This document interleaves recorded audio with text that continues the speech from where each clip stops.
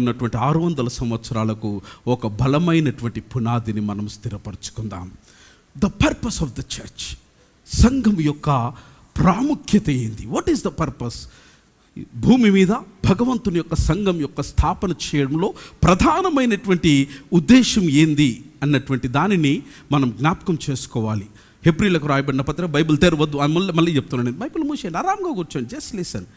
హెబ్రీలకు రాయబడిన పత్రిక 10వ అధ్యాయం 25వ వచనంలో ఈ ప్రజలు భగవంతుని యొక్క ఆలయాన్ని నిర్లక్ష్యము చేసినప్పుడు పరిశుద్ధుడైన పౌలు వారికి కావలసినటువంటి హెచ్చరికను ఇచ్చి దయ ఉంచి భగవంతుని ఆలయానికి భౌతికంగా మీరు వెళ్ళి భగవంతుని ఆరాధింపబద్ధులై ఉన్నారన్నటువంటి ఆ శాసనాన్ని ఆ పత్రికలో ఆనాటి ప్రజలకు ఏనాటికైనా సరిపడేటువంటి శాసనాన్ని పరిశుద్ధుడైన పౌలు మనకు అందించినారు. బైబిల్ అనేకమైనటువంటి ఆజ్ఞలు ఉన్నాయి. వాటిలో కొన్ని ప్రాముఖ్యమైనటువంటివి ఈ సందర్భానికి సహితమైనటువంటి ఆజ్ఞలు నేను మీతో నివేదిస్తాను. One is love one another, ఒకరిని ఒకరు. రెండవది సర్వ్ వన్ అనదర్, ఒకరిని ఒకరు పరిచర్య గావించుకోండి. మూడవది carry each others burdens one another. What does it mean? దాని భావం ఏమైంది?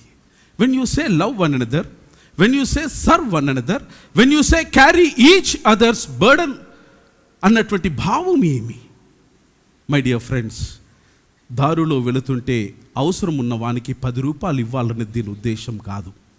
దీని ఉద్దేశం యొక్క భావం ఏంటంటే mutuality, knowing one to one is the essential criteria of the church.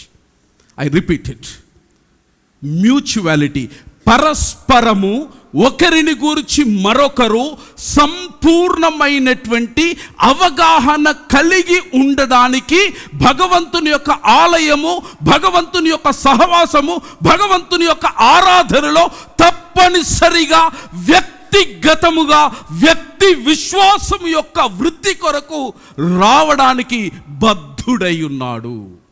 That's what the Paul intention is. You should know one another. How many of us know what about our friends? Second one, to what extent do you know about others? ఎంతవరకు తెలుసు? ఎంతసేపటికి hi bye అని ఒకటే నేర్చుకున్నాం, కానీ నిజముగా వ్యక్తిలో ఉన్నటువంటి బాధను, అవసరతను నోరు పెదవి విప్పకుండా, పృథవి దాటకుండా వారి అవసరతలను గురితెరిగి వారితో సాంఘీభావము కలిపినదే నిజమైనటువంటి స్వచ్ఛమైన సంఘము. ఈ స్వభావము సంపూర్ణము కావాలి అనంటే భగవంతుని యొక్క ఆలయములోనికి భక్తులు తప్పనిసరిగా ఆరాధనలో వారు పాలు పొందాలి. That is the fellow